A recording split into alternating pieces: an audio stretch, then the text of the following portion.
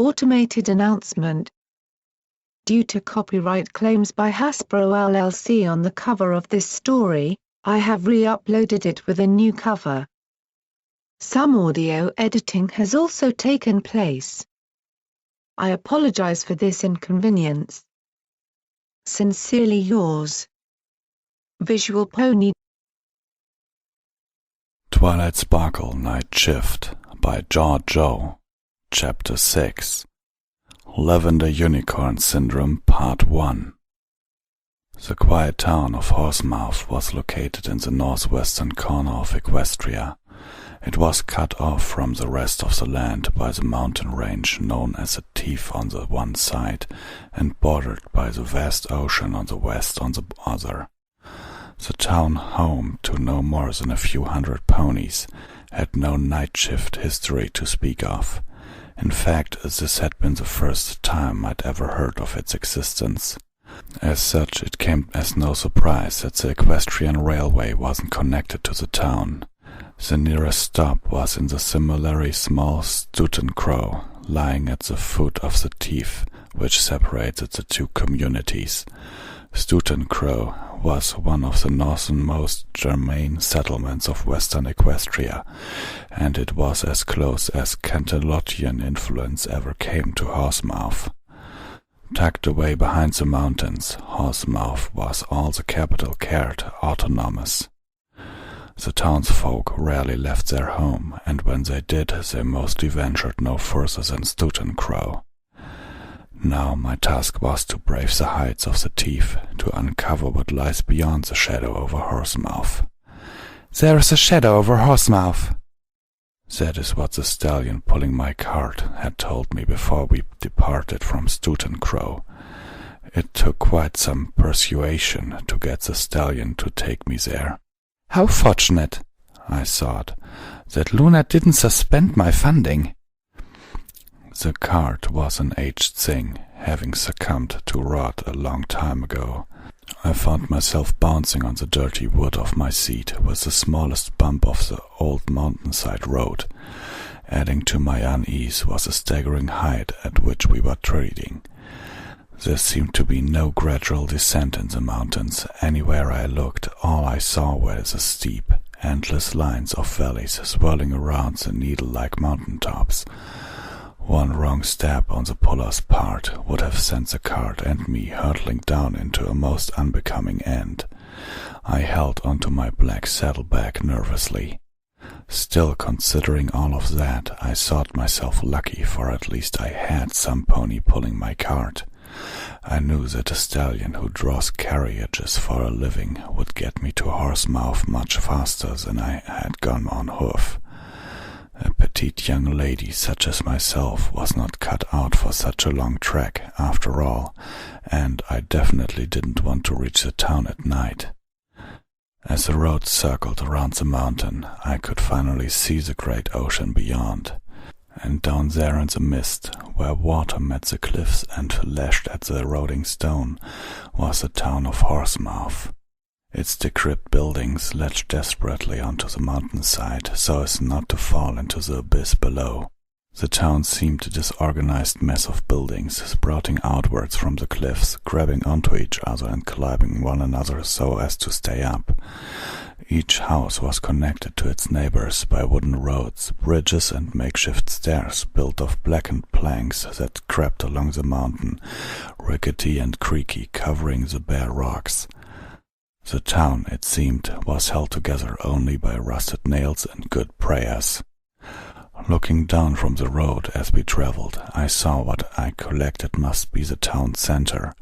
A circular, oddly level portion of the mountainside was covered by what seemed to be wooden flooring. It was as if a portion of the mountainside had been scooped away with a precise cut, then the scar bandaged with the town's defining planking. Squinting my eyes, I thought I saw through the enveloping mist what appeared to be a crowd of ponies standing in that town square. The cause of the commotion I couldn't tell. A noticeable bump signaled our arrival at the town as the wheels of the cart rolled onto the shaky wooden planks. The Stutacron stallion that had so dutifully took me there then stopped dead in his tracks. He was visibly jittery and trembled as he looked at the ancient buildings of Horsemouth. I didn't drag out his torture after I paid him good bits for his trouble. He left without so much as looking back, throwing a quick "Danke" my way. How strange, I thought. By the time he makes it home, it'll be long past nightfall, and still he'd rather spend his evening walking home alone rather than by staying in Horsemouth for the night. The Germains were known for their superstitiousness and how much faith they had in old legends. On one hoof, I wanted to shrug off his worries as the effect of an overzealous belief in the irrational and a natural fear of the unknown. On the other, however, I knew better than to assume that there was no basis in reality for whatever devilish gossips the Stoughton Crow folk whispered about the town. If there was no one thing I'd learned in my time with Night Shift, it's that if you hear tales of a monster stalking the unwary at night, there must just be one out there. It was late in the afternoon, and the ever-present mist along with the slowly but surely declining sun made for a gloomy ambience in Horsemouth. Indeed, if there was only one word which I could have used to describe the town, it would have been grey. The deep browns of the buildings and roads did little to liven the bleak mountainside. I whipped my saddlebag around my back and set out for the strange town. As I walked along the deserted streets, I paid special attention not to look down. While on one side the looming Teeth towered above me, all I could see on the other was the endless water reaching out beyond the horizon. Separating me from the depths was but the rotten and sometimes outright missing railings that sprouted from the blank roads, which themselves seemed ready to collapse at any given moment. Looking at the antiquated architecture, with all its iron-padded window sills and old-fashioned tile roofs, I felt as if I had left my own time and entered the previous century, or perhaps the one before that. Long corroded weather vanes cranked horribly atop crumbled homes, and even today I can clearly recall the distinct, unabating smell of wet wood that pervaded every alley. Trying to find my way to the gathering that I had seen from above, I wondered what it was that Luna hoped I'd accomplish in Horsemouth. I hopped from one squeaky panel to the next, getting around a corner to finally in view of the town square. The crowd was still there, yet what drew my attention was what I saw at the center. A wagon of sorts was parked smack in the middle of the area. The walls were painted with a gleeful yellow, and the pitched roof on top was bright red. Laid out before its gilded wheels was a makeshift stage, whose wood was in excellent condition. As if I needed any more clues to tell that this thing wasn't from around here.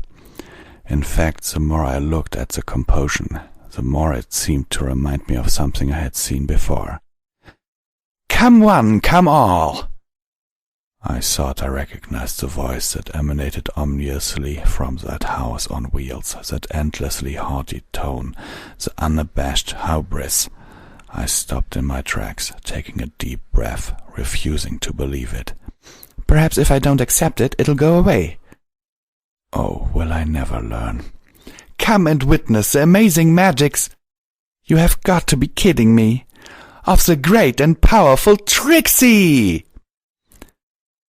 In a puff of smoke and light, the mare herself appeared, wearing her trademark grin. The fireworks and spell explosions that followed were obviously meant to get the audience steered in anticipation of what was to come. Being seemingly the one pony who knew all about what was to come, they had the exact opposite effect on me. The crowd on the other hoof was much more impressed than I was. They clapped and whistled cheerfully. As I made my way to them and pushed a few ponies aside, getting to the front, I noticed that there wasn't a single horn to be seen, save for mine and Trixie's. "Have these ponies never seen a unicorn before?" No wonder, then, that they were so enraptured. Trixie was dressed in her recognizable attire of a witch's hat and a collar-shaped adorned by mismatching pictures of colorful stars. She pranced around the stage, waving her hoofs erratically in the air in motions designed to entrap and entice the uneducated masses. Her horn spewed forth sparks and more puffs of light to complete the act. Standing first in line, I was able to best enjoy the legerdemain and hocus-pocus performed by the busted boaster. Watch in awe as the great and powerful Trixie performs the most spectacular magic feats ever witnessed by pony eyes. Well, that's another way to put it. The crowd hooed and ahed as Trixie's proclamation, clearly eager in their anticipation. Yet the situation begged the question, why is she here? Indeed, Trixie could hardly have picked a place worse than Horsemouth to acquire her long-sought-after fame. Or had I perhaps humiliated her so much in Ponyville all those years ago as to make her flee this far? Surely I'm not that intimidating.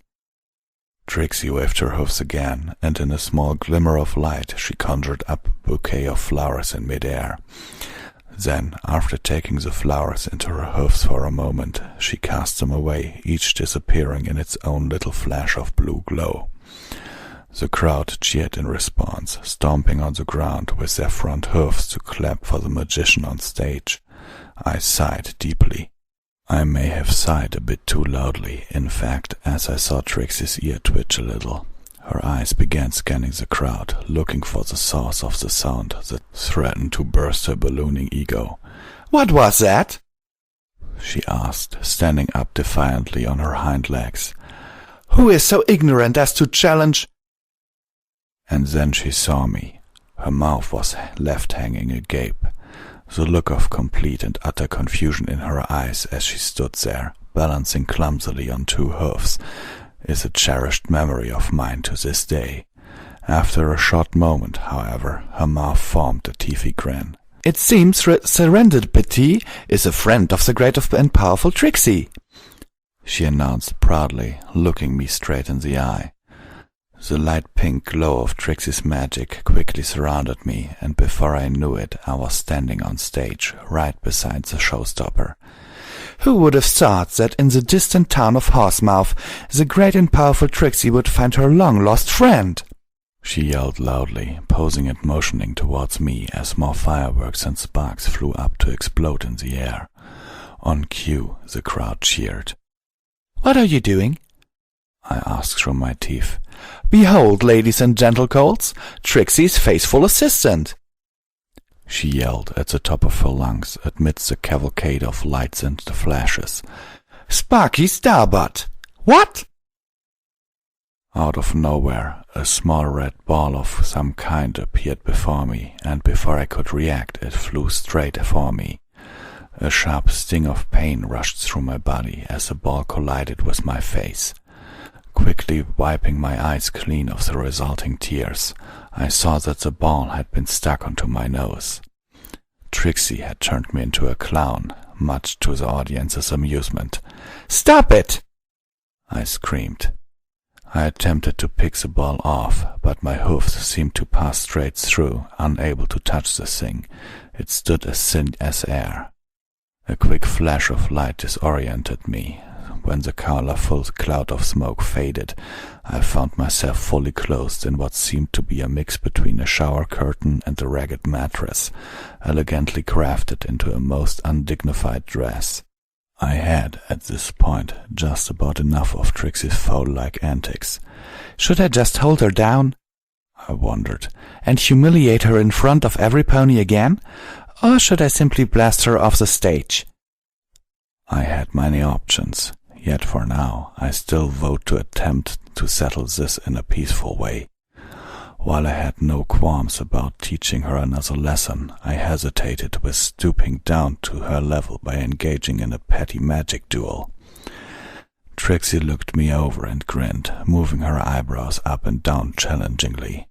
I walked closer to her, gathering willpower to talk to her politely. "Trixie, please." No use. As soon as I opened my mouth, Trixie used her own magic to teleport to the far end of the stage. She tilted her head to the side and flicked an ear at me. "What?" she asked. "The great and powerful Trixie cannot hear, little Starbuck." After a deep breath, doing my best to keep my eye on Trixie and ignore the cackling crowd, I channeled my magic and teleported to her side, still determined not to tear her limb from limb. Upon arrival, however, I was greeted by a but larger red cloth that tangled around me as I materialized. Throwing the thing off, I saw that Trixie was standing at the exact spot where I had stood before my spell. The red cloak was now floating beside her, and she waved it teasingly in the air like a matador anticipating a charging bull. Our spectators were about as amused as she was, bursting with laughter. My eyes may have been twitching at this point. My memory is a bit clouded, I confess. Still, keeping cool, I took a slow step forward. Trixie raised an eyebrow. I took another, long, calculated step, inching closer to her with unbroken eye contact. When I lifted the hoof again, a violent flash of light blinded me. I felt blunt impacts on my back and sides and became completely disorientated for a few seconds. When I regained my sight and the colorful smoke cleared, I found myself lying face down on the stage, and I could feel Trixie's hoofs stomping on me as she stood triumphantly on top of me. Thank you, she said to the cheering audience. She blew kisses with the hoof, sparks and rose petals flying out after each smooch. My legs ached too much to push her off physically, and I was still delirious by being thrown around. Furious as I was, I conceded defeat. Clearly deciding not to play was not the winning move. And as much as I hated to admit it, I could only admire her exceptionally fast teleportation abilities. I would have never thought she could do that. From the corner of my eye, I saw Trixie's head descending slowly. For another bout of snappy one-liners, no doubt. Look at them, she whispered, barely audible above the crowd's cheering. Look at who? I snapped, looking up at her. I felt Trixie step off my back and saw her extend a hoof. I eyed it suspiciously for a second before taking it. Surprisingly enough, she really did help me stand up. I shook my head and my own vision cleared, and looked at Trixie questioningly. Slowly the noise of the audience died down. Silence beset the misty town of Horsemouth once again. A moment before, Trixie had appeared ready to burst in schadenfreudig delight. Now, as her gaze swept the crowd, I saw no sign of the arrogance that I thought to be her lifeblood. I turned to look towards our audience as well. In a split second, my boiling blood froze over. Only now did I see it. It had been quite literally staring me in the face this entire time, yet I was too fixated on Trixie to notice. And perhaps the all-engulfing mist also played part in the apparent selectiveness of my vision. The ponies in the crowd, all of them, every earth pony and even a few Pegasi that were there, they were all purple. Any pony I looked at, I saw a palette of purples and violets staring back at me. Some were darker, some were lighter, but one thing was very clear. They were all equally sick. Their eyes were the worst. What should have been white was instead a dark shade of lavender, darker still than the violet manes and coats, sometimes almost completely black. One could scarcely make out where the iris began. And their expressions, that vapid gaze with which they looked at us, horrified me. They blinked at irregular intervals, sometimes only one eye and sometimes both, but with a small delay between the right and left. They licked their lips and they drooled, discolored salvia hanging from their chins in sticky strands as they made their darkened, rotting teeth bare in their smiles. They fidgeted about in place, shifting weight from one broken-up hoof to another, and they chuckled quietly to themselves with a horrible, rattling laugh, perhaps more similar to coughing. Indeed, they weren't in pain, at least they didn't seem to be. They were all so happy, so overjoyed to be able to witness the show. When I finally managed to get my eyes off the terrifying sight, I looked back at Trixie with newfound horror. When she spoke, gone was the insolent audacity that had been so prevalent in her voice. "I knew Luna would be sending help," she said. "Figures it turns out to be you." Trixie insisted that she showed me around town. She dispelled the illusions of the dress and clown nose, and after clearing the stage of props, we left the crowd behind. How she could bear prancing around in that ridiculous wizard cape and hat all day was beyond me. I quickly came to miss the wide space of the town square, however.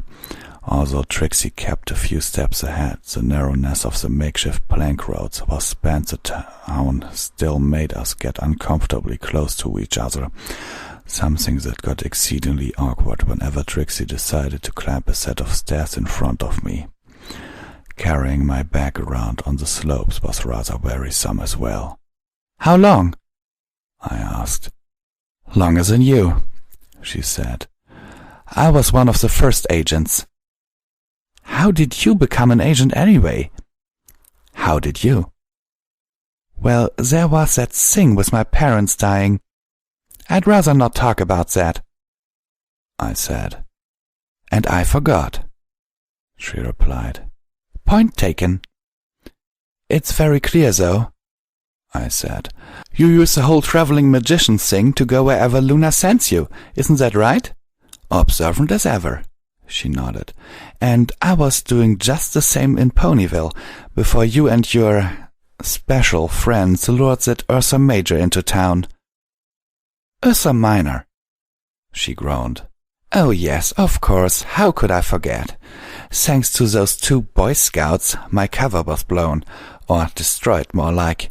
I couldn't stay in town any longer, and, needless to say, the parasite infestation I was sent to fix was left unchecked," she explained deeply. "I do take satisfaction in knowing that you had to deal with that later, though," she added sassily.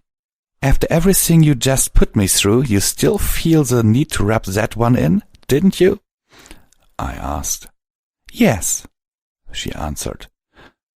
By this time we have made quite the distance from the town square, although perhaps less horizontally than more vertically. After a final set of stairs, we seemed to have emerged at the highest part of town, at a portion of the mountain where the slopes were gentle enough to safely stand on.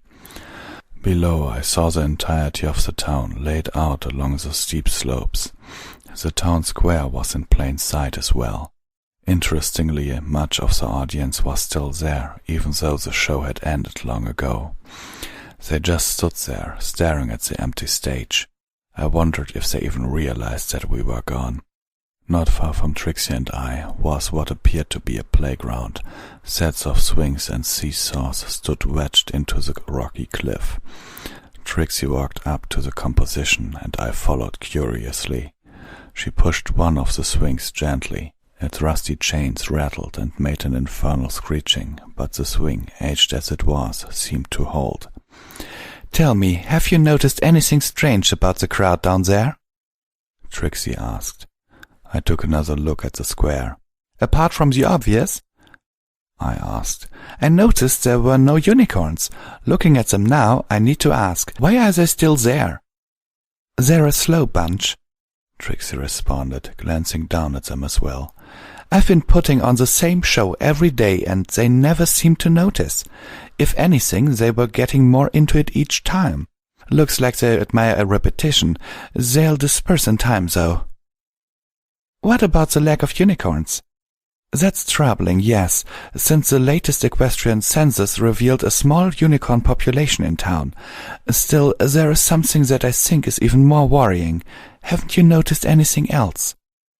I shrugged. "Can't say I did."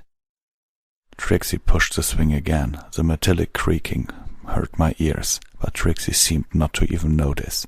She stared blankly at the swing as its movements gradually slowed and finally stopped.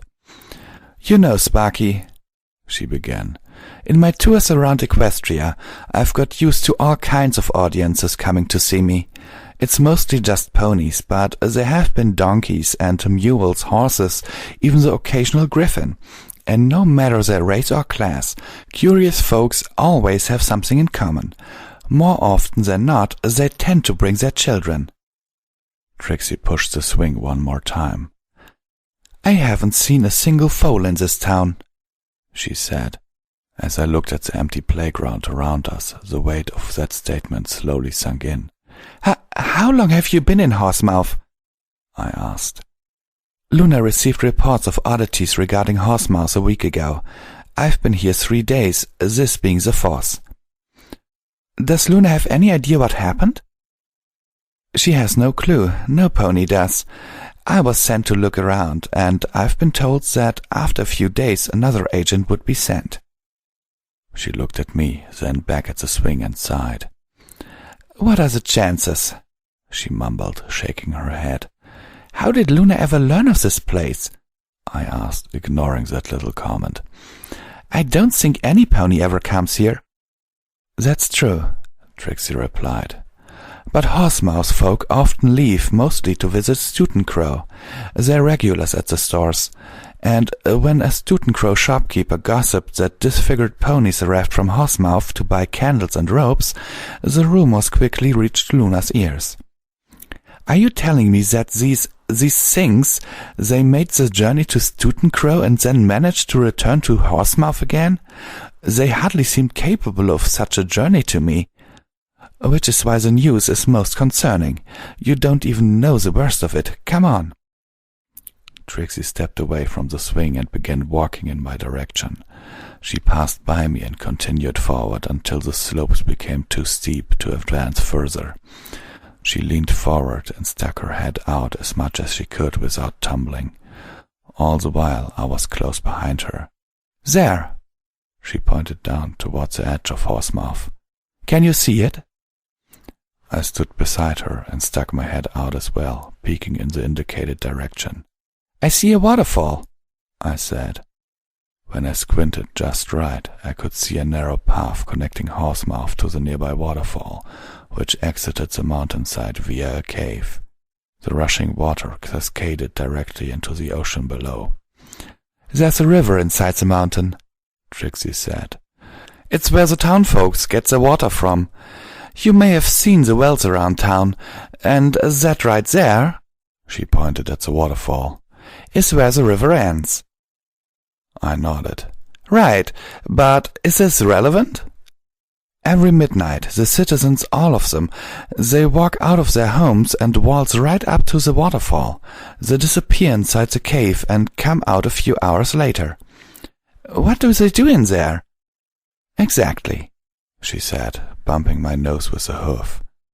It's a proper maze in there, and I didn't want to go alone. Now that you're here, we can find out. With that, Trixie turned around and began making her way down the mountainside. I followed closely. I have a single lead, Trixie said as she walked. I thought whatever infected the Horsemouth folk, it was in the water. I've avoided drinking from the wells, and I've been just fine, so I sent a small sample to containment a few days ago, and they were pretty quick with their response. They did find something magical in nature in there, but couldn't tell me anything else. The water was probably enchanted then, I said. Some kind of spell that causes deformities in whoever drinks it. I've actually been thinking that it's something much simpler than that, Trixie replied. Ever heard of Poison Joke? I rolled my eyes. I don't think this is Poison Joke. Neither do I, really, she said. But it could be something similar. Some sort of natural magic, a herbal poison. Curing something like that would be much simpler than trying to dispel some evil magic. What makes you think it's like that? I've gone out of my way to inspect the fish and bird around here. I think it's the salt in the ocean that neutralizes whatever agents in the river. Or maybe it's a pony-specific spell. Ever thought of that? You can do that? She asked with a genuine surprise in her voice. It's magic, Trixie. You can do anything. I thought about it for a moment. It would take a powerful unicorn to do on this scale, though. We have to be careful. I still think it's nothing like that. Are you suggesting that we put salt into their drinking water to test your hypothesis, Trixie? Yes, she answered proudly. Then she paused. No, she stammered. Of course not. Thought so. By the time we finally reached the town square again, most of the crowd had indeed dispersed, although I could still see a few stragglers around, staring blankly out of their heads. Trixie walked up onto the empty stage and looked at the few ponies, shaking her head in pity. It's too bad, really, she said. This place really needed some brightening up, something to balance out the grayness, and purple is such a beautiful color, too. I turned to look at her, tilting my head and raising an eyebrow. Trixie looked at me instinctively, then away immediately when she realized what she said. She pulled the brim of her hat over her eyes in an attempt to hide the redness of her face. It was a futile attempt. That is so not what I meant, she grumbled. She then lifted her head haughtily and hopped off the stage, walking around me and flicking her tail under my nose as she passed by. She wordlessly made her way to the wagon she called her home and fiddled with the lock before throwing its door open. With a motion of a hoof, she beckoned me to the door. Rolling my eyes, I walked up to her. Sorry to disappoint, Trixie, I chortled as I reached her. My barn doors just don't swing that way. Are you sure about that? She asked. I wasn't quite sure what to make of that question. Then I looked inside the wagon through the open door. From the outside, the thing had seemed to be just barely spacious enough for a pony to turn around within. Looking in, however, I saw a vast space, at least as big as the library's main floor back in Ponyville. I blinked and rubbed my eyes in bafflement. In the end, I had no choice but to believe what I saw. Trixie's carriage was much larger inside than out. "'Cause that's a shame, Sparky," she snarked. "You're welcome in my barn any time." I walked inside, and it took a while for me to take it all in. I was in the middle of a proper 2-story building. The lower level where I presently stood was a large circular room. I spun around in place, trying to absorb everything around me. On one side, taking up over a quarter of the level, there was something I can perhaps best describe as a miniature laboratory, with buzzing machinery, wires and tubes leaving and entering the wall, and all kinds of devices lined with buttons and levers whose function I couldn't begin to guess. Disregarding this magic technological marvel, the bottom floor was beautifully furnished with masterful woodwork. The floor, smelling of rich mahogany, was covered by a soft carpet of recognizably Manhattan craftsmanship. Taking up another portion of the space was what I gathered to be a resting area. 2 softly padded armchairs sat there, separated by a coffee table, facing a gently blazing fireplace, which seemed not to release any smoke. Above the fireplace, a sword was on display. But while unicorn rapiers are usually designed to be lightweight to ease telekinesis and help deliver precision strikes, the weapon on the wall was unusually large and brutish. Upon closer inspections of the etchings on its handle, I realized the sword was in fact a traditional griffin dragon slayer, designed to be physically held by their massive talons. At the opposite side of the room were a few shelves, some filled with books and some displaying more relics. The books were the first to catch my attention. "Why do griffins hate hippogriffs? Changeling anatomy. 20 signs your roommate might be a vampire. Why you should be a princess. The ins and outs of telekinesis. The 7 demons of Buffalo Legend." And even another edition of 50 bales of hay, along with many others. I never took Trixie much of a reader.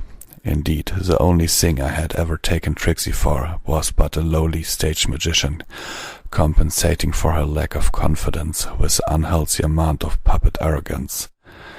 To find out about her like this was humbling, to say the least. "I suppose ponies really aren't always what they seem on the surface." Among the many queer artifacts on the shelves, I recognized a vampire's fang, a werewolf's cloven hoof, and even what I thought to be a changeling's horn. Not far from the shelves was a large chest, labeled simply "Weapons," held close by an enormous metal lock.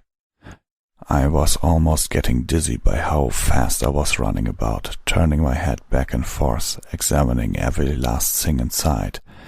"Yeah, well," Trixie's voice came from behind me. "there's a few upsides to the traveling lives. You get to collect all kinds of things. They're my replacement for my pony connection." She let loose a prideful giggle. "Guess Luna cares too much about your friendships in Ponyville to ever send you far, huh?" The question made me stop. "Yes," I said, turning to her. "I suppose that's right. But not anymore, apparently." As I didn't want to think about it, I too quickly resumed my inspection of Trixie's home. On the upper level of the wagon was what Trixie called her living quarters. Although much smaller than the lower level, the upstairs room was still comfortable.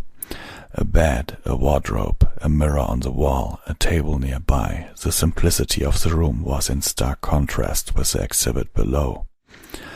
Walking down the stairs, as I beheld the lower floor one more time, I couldn't help but be filled with a sense of professional admiration towards Trixie, and perhaps a faint shade of jealousy.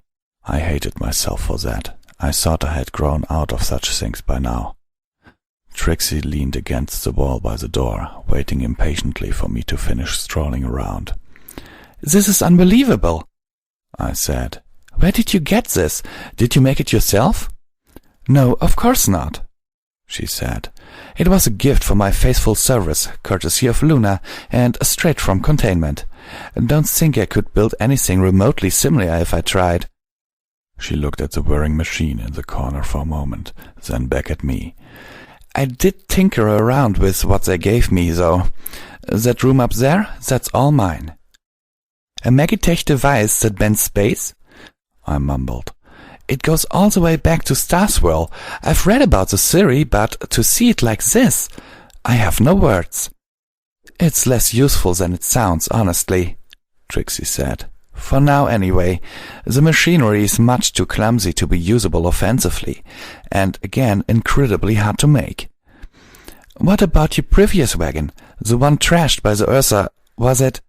"A prototype," she replied. "Even bigger, still couldn't replace it." "Oh." A pause. "Feel bad yet?" Trixie asked. "Very," I responded. "Good." She nodded. "Hold on now," I said. "If this thing can bend space, that means it also bends time, right?" Trixie blinked. "Can this thing time travel?" I asked. She sighed deeply. "I think that's enough for now," she said, looking at me as if I were insane. "Listen, our task is to get inside that cave, and I have a plan." It was dark outside. I sat comfortably in an armchair facing the fireplace, looking into the dancing fire. Trixie's hat and cape hung on a small coat rack nearby. Over the serene cracking of the flames, I heard the wizardess herself messing about with the machinery at the other end of the room. Soon I heard the sound of her hoofs getting closer, and when she sat down in the other chair beside me, a small cup of tea floated before my eyes. My purple-tinted aura drove away her pinkish glow, and the cup flew gently under my nose. "That smells excellent," I said. "No local ingredients were used, I take it?" "Only in yours." "Thanks, Trixie, you're so nice." "Aren't I just?" Her cup floated up between the two of us, and I moved my own cup there to clink them together. "Cheers," we said in chorus. I took a small sip. "You sure this is going to work?" I asked. "It had better," she said. "Being bitten once was well enough, thank you very much. Celestia knows what I'd have done if the infection was transferred like that." "The town of purple ponies that bite at night," I said. "Sounds like something out of a terrible adventure flick." "No joke, though," These ponies? I tried following them to the cave just the other night. I can't really do it from a distance because the streets are so narrow and there's so many of them. And when you get close, they kick and bite. It's insane. Completely placid during the day, aggressive by night. Another mystery to solve. Exactly. She leaned out of her seat and looked back out of the window, I imagined. Getting pretty late, she said, taking a sip of her tea. We should probably begin. I looked outside as well. I guess that's right. I cracked my neck and stood up, stretching my legs and placing my cup of tea onto the small table to the side. Trixie did so as well. We walked to the large space at the center of the room and stood before one another. Now, remember what I taught you, Sparky, Trixie said. Concentration is key. If you mess this up, you're getting your visage ruined, one way or another, I said.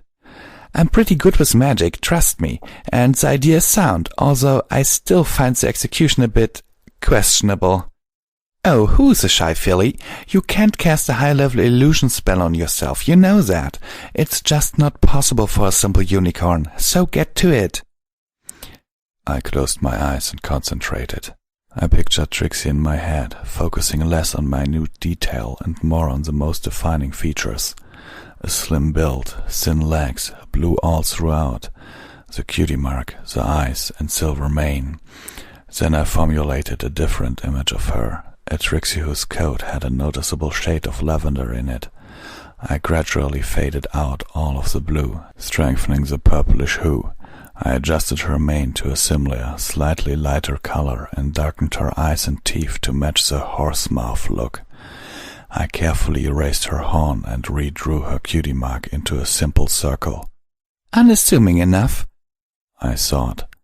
Then I added the finishing touches, such as the cracked hooves and bleeding lips. I opened my eyes, and in front of me I saw a proper, upstanding horse-mouth citizen. Done already? Trixie asked. How do I look? Absolutely horrible, I said. She grinned, showing off her new teeth. Excellent. Now hold still. I straightened my back and awaited the spell.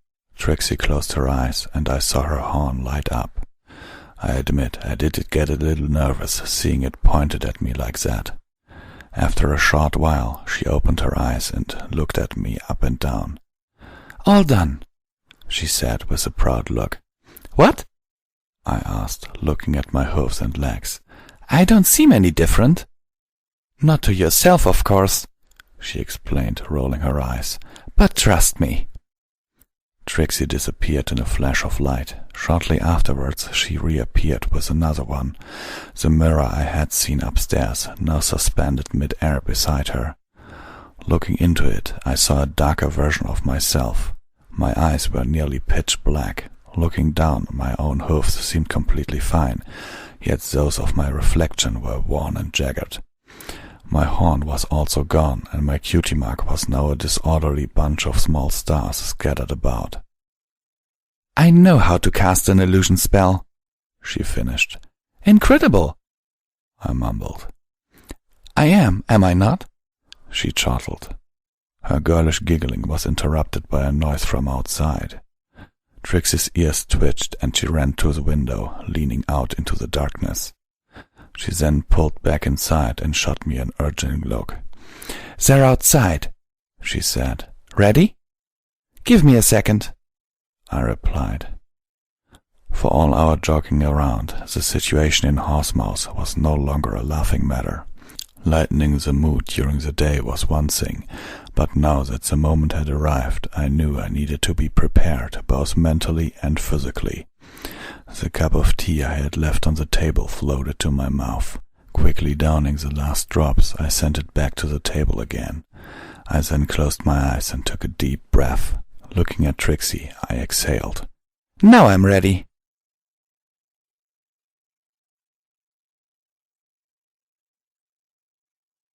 Okay, everybody, I haven't commented on the other chapters, but on this one I wanted to bring a comment because I really like this chapter because, you know, this whole Trixie being a night shift agent, it's kind of cool, really. I think so. I obviously don't like Trixie that much. I have said so in Through the Eyes of Another Pony, but, well, here you go. Explaining it like this, that she actually was in Ponyville to deal with the parasprite infestation, that was a really good thing to do. It really fit. And, this bigger on the inside and can it time travel thing. Oh my god, I see what you did there, Doctor Who. Or Doctor Hoops? Well, no matter. Anyway, I really liked this chapter, and what really, when I have read this one before, unlike the other stories I usually put onto my channel, but I have read this one before, or better, I listened to it on another channel. And, well, to be completely honest with you, when I first heard this thing with, sorry to disappoint Trixie, but my barn door just doesn't swing that way, and then Trixie's comment, are you sure? You're welcome in my barn anytime. Oh my god, I was, at the moment when I listened to this, I was downstairs making lunch, and I'm not over-exaggerating here. The butter knife actually fell from my grasp, and well, had I not caught it in midair, that damn thing would have landed on the floor with quite a lot of butter on it, and try to get that out of carpet, that's not that easy, I can tell you. Okay, sincerely yours, Visual Pony.